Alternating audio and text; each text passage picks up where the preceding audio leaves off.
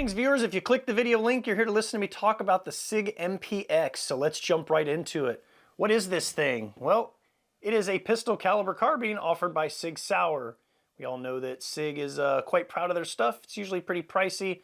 However, when it comes to this weapon system right off the bat, I'll go ahead and tell you, I feel like what you get out of it and the quality that is built into this thing is definitely worth the price. This specific rifle that I'm holding in my hands is personally owned by me. I did pay the tyranny tax many years ago, so it is a registered SBR. That's why I have a legitimate stock on it and not a pistol brace. It is also a Generation 1 MPX. There are currently 3 generations out there, so I will do my best as we go over this thing to kind of cover all the little details that separate the different generations. So that way, maybe the one you have is different than this one, or your friend, or one you've seen somewhere else, or you've seen pictures of. Also keep in mind there is a lot of aftermarket stuff.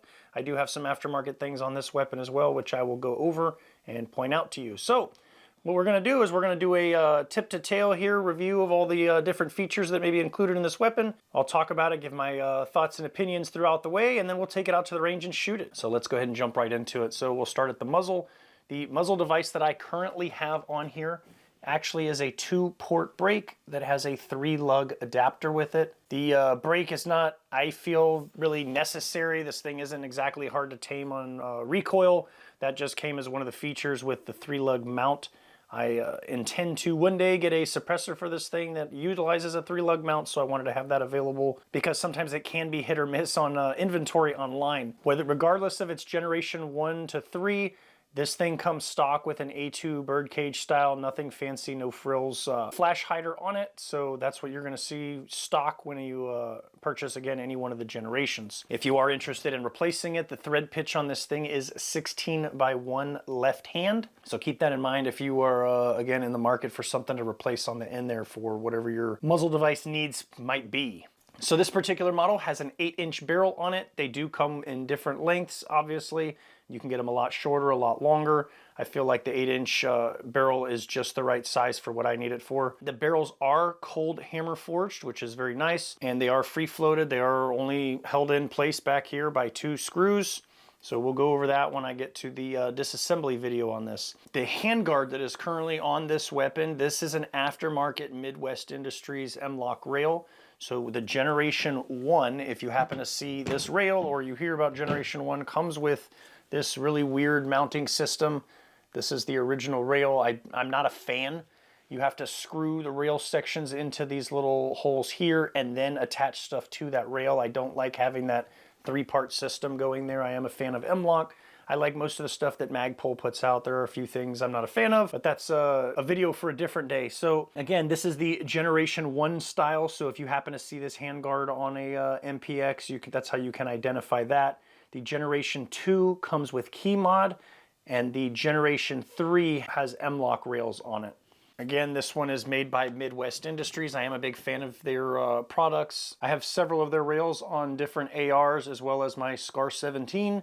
They make really good quality stuff, and again, M-LOK was not available for the Gen 1, so I got this one. Lancer also makes a carbon fiber one if you're concerned about weight or you just like the style of carbon fiber. That's another good option, and it does have M-LOK on it as well, but it is also a little bit pricey. One of the neat features about the handguard for the MPX is that if we look down the barrel here, you can see there is quite a bit of space between the barrel and the inside of the handguard. Well, that was designed specifically to have suppressors recessed down inside of them. And also the reason why, again, I'd like to get a suppressor at some point. I did opt to purchase an additional longer rail from Midwest Industries. So it's basically the same exact thing, but it just pushes the handguard out a little bit further. Normally you would use something like this for a longer barreled MPX. So this would install approximately here. And then you can see from where the muzzle device is to the end of the rail where I can drop down a suppressor, use that 3-lug mount to attach it, and it would be down inside the handguard. So my personal thoughts and opinions on that for you and for myself, if you are going to do something similar to that, I would not recommend mounting any sort of hand stops or anything past the length of the barrel itself. I would get used to putting it here, or wherever you're putting it, wherever your normal grip is going to go on this rail, and then mount it up exactly the same on this one, in the same location, same slots. That way you're not reaching your hand out past the muzzle of the weapon. So in the event that there's any sort of catastrophic malfunction, your hand is not in the danger area, because technically your hand is then out in front of the muzzle, regardless if there's a suppressor on it or not. It's just a metal tube with some baffles. Anything can go wrong with baffle strikes or any sort of, again, catastrophic malfunction with the ammo coming out of the gun. Make sure you keep your hand back there. All right, so moving further back, we'll talk about the fire control group here. So this weapon does have ambidextrous controls. So for you lefties out there, or people that like practicing your support side shooting, we have a mag release down here. We've also got a bolt release and bolt lock as well. On the right-hand side, we've got our standard mag release. It is a little bit longer and extends down there, but it is recessed enough that it's not sticking out kind of excessively. And then it has a bolt release only on the right side. If I were to depress this and attempt to pull the charging handle back, it will not lock the bolt open. So that is merely a bolt release, which is kind of nice, because if you are doing a reload, your gun is dead anyway. You're putting your finger on the trigger isn't going to do you any good. So obviously we move our finger out of the way. As soon as you slap that mag in, you can drop the bolt home on your fresh mag, bring your finger down to the trigger.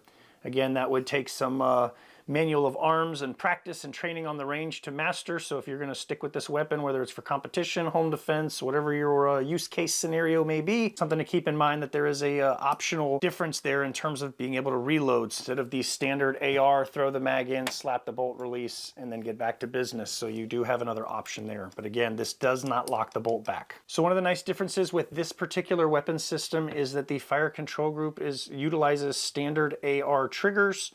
This has anti-roll pins on here for an AR. This has the Magpul Noveske 60-degree throw lever on here. It works just fine. Same thing with the grip, any standard AR grip. So if you have ARs that you run and you have a specific trigger and safety selector and grip setup that you like to use, you can put that exact same thing on here and operate it just the same and not have to change your muscle memory. Your grip angle and everything else that you're used to being associated with your AR will be identical. So that is a nice feature to have when it comes to comparing this weapon system if you're contemplating getting something like a CZ Scorpion or an MP5 or a Chris Vector. I'm a big fan of keeping things very similar so that way I don't have to change things up too much when I have that, again, muscle memory while operating my weapons. Regardless if I pick up this or my AR, it's going to be exactly the same. So in terms of the trigger that actually comes stock in this weapon, when I purchased this, it just came with a general mil-spec trigger. It was not very good at all. The one that I currently have in here is actually made by Hyperfire.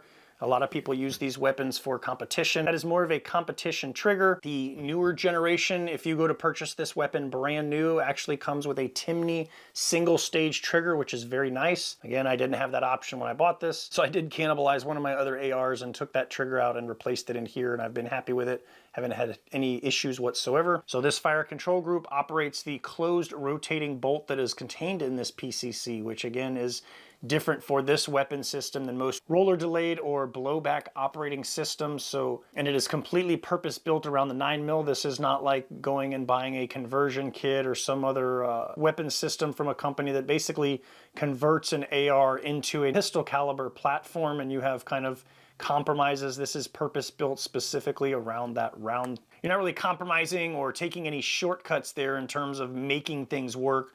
Again, it's built purposely to fire the 9mm, so you don't have any issues there. So this weapon does utilize a short stroke gas piston system. It is not adjustable, so whether you're running this suppressed or not, it's just going to continue to use the same piston stock setting. There is no adjustability. When we talk about the magazine and things that you're going to feed this weapon with, 1 and Generation 2 MPX come with specific Lancer magazines. If you're not familiar with Lancer magazines, generally they come with a translucent polymer, and they have metal feed lips as well as the lockup here to hold it in place inside your gun. Because this is a Generation 1, when it came time for me to buy some new magazines, I had to be very careful and make sure to only order Generation 1 Lancer mags. Basically the only way to tell was the color of the follower. But the new ones that are produced by Sig, they are all polymer. They are black, non-translucent plastic, and they are 35 round mags. They are also advertised to work in all 3 generations of the MPX. So you may see some of those floating around out there. So the mag well on this thing is nice and big to accept these magazines. It's not ridiculously huge, but it is large enough that it makes it a lot easier to feed those mags in when you're doing those reloads.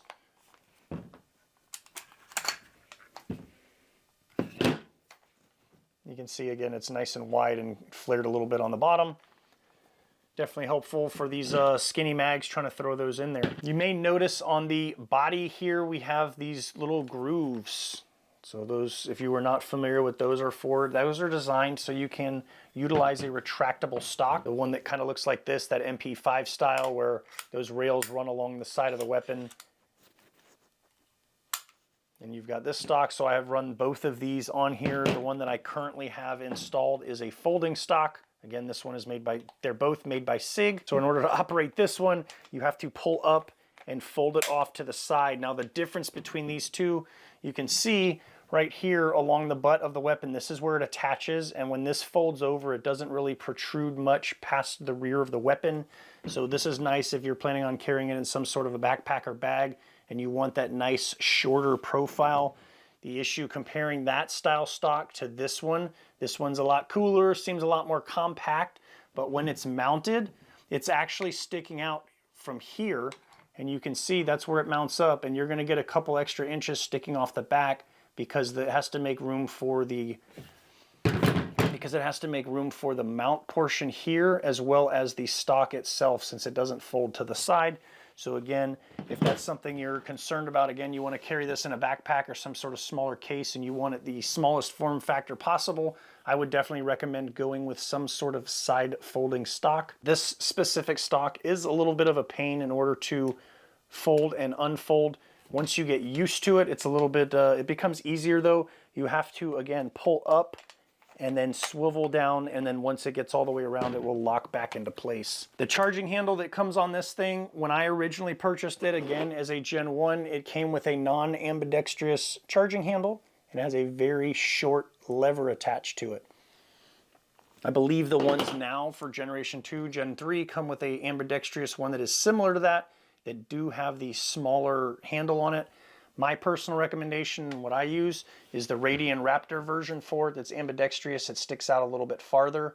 I know a lot of people may complain that that's a snag hazard. Realistically speaking, when we put this over the top of the Radian, it does not stick out that much farther than the stock charging handle in terms of the latch that you grab to pull. I like the idea of having ambidextrous charging handles on my weapons. I have never actually needed it in a dire circumstance, however that day may potentially come, and I like to be prepared, just like we carry firearms in the hopes that we never have to use it, but we have it in case we do. I've put one of these charging handles on both this weapon and my MCX, and I'm very happy with them. The quality is very nice. I don't have any issues with any Radian products that I have utilized. So we've covered this weapon from tip to tail here. Hopefully I've covered everything, answered any questions you may have, and addressed any of the differences that you may encounter between Generation 1 through 3. Overall, what do I think of this weapon? I'm very happy with it. Again, like I said in the beginning, yes, Sig is proud of their stuff, but I feel like this is one product where I would gladly stand behind it and say that it's definitely worth the money that you're going to pay for it. Depending on, again, your use case scenario, whether you're a competition shooter, you want this for home use, or you're part of a tactical unit on an entry team, this is going to fill all of those roles very nicely. It's a small, compact weapon system utilizing the 9mm cartridge. It is very easily configurable if you want different stocks or braces on this thing. They are very easy to replace. It just clamps on the back here, as compared to something like an AR where you would have to remove buffer tubes and all the springs and locking nuts and torquing things down to specific settings and making sure that your buffer weight and your spring and everything is right for that weapon.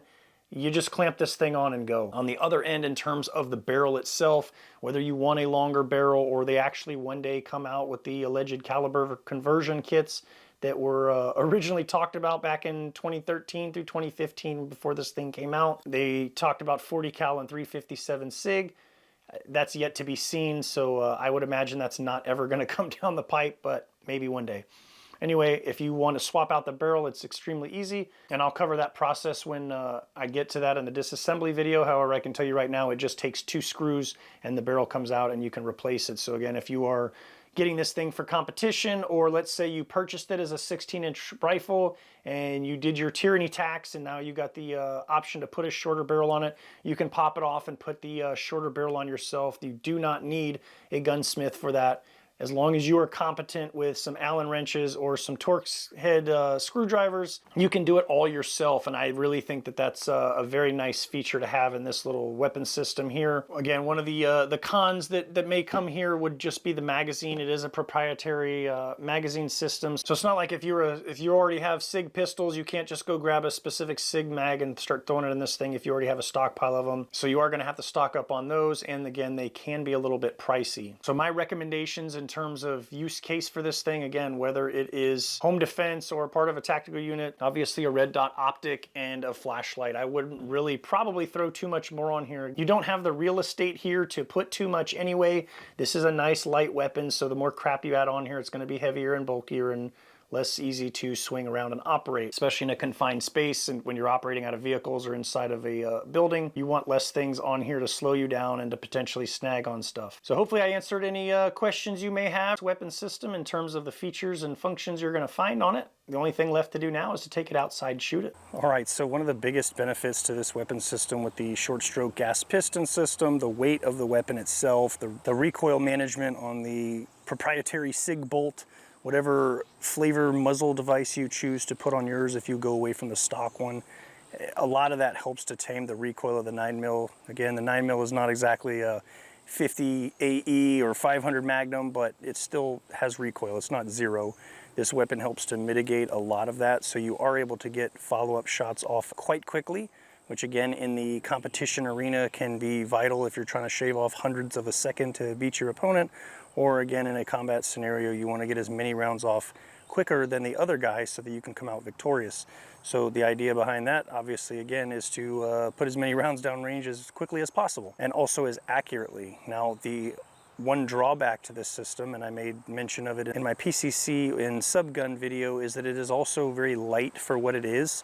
So it is very easy if you are transitioning targets to actually overswing a little bit. And what I mean by that is when you are attempting to go from one target to the next, it's so light, it's easy to throw it past where you need it, and then you kind of have to make those minor adjustments to go back. So you have to be very, again, precise in your movements in terms of transitioning between targets. So we're just going to throw some rounds out of this thing. I'm just shooting some blazer ammunition, nothing super fancy today. I haven't had any issues with any specific brands to include defensive ammo or target ammo, so if you are aware of something that is causing issue in your weapon, just let me know down below. So far I have had zero issues with any specific ammo type, so I think I've talked about it enough. It's time to start shooting.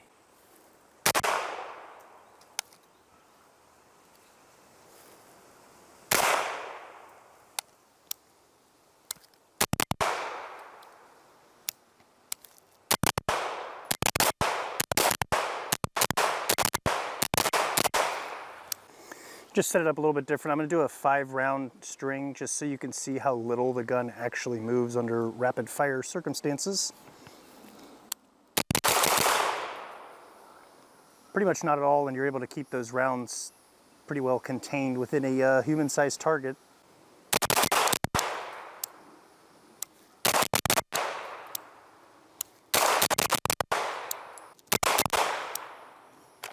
So, not much to it. If you were to ask me my preference between something like this, a CZ Scorpion, a Chris Vector, any other type of AR style PCC, maybe like a quarter circle 10 or something. The Strybog, there's all kinds of other stuff out there in the 9mm platform, and quite honestly, they all basically do the same job. It's just a matter of your preference. Perhaps Sig has left a bad taste in your mouth of sorts and you just want to stay away from their product. There's nothing wrong with that. Again, you have plenty of options to choose from. Just keep in mind the things that I mentioned. You are going to have your proprietary mags, which again, for most of those weapon systems is going to be an issue. The AR controls and options that you have to add on here are a little bit different than something like a CZ Scorpion or an MP5 where you would have to get those specific parts for that specific gun.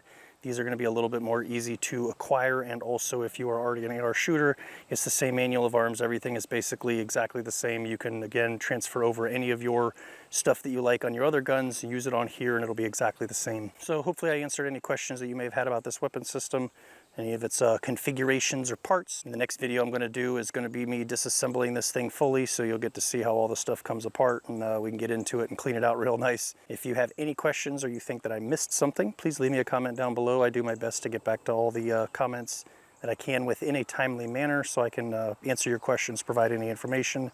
If whatever you're wanting to know or asking involves something a little bit more than something I can respond to, it's just a simple text answer, I'll be glad to make a follow-up video or short as necessary. So with that, I'll stop taking up your time. I greatly appreciate you watching, and I hope you have a great day.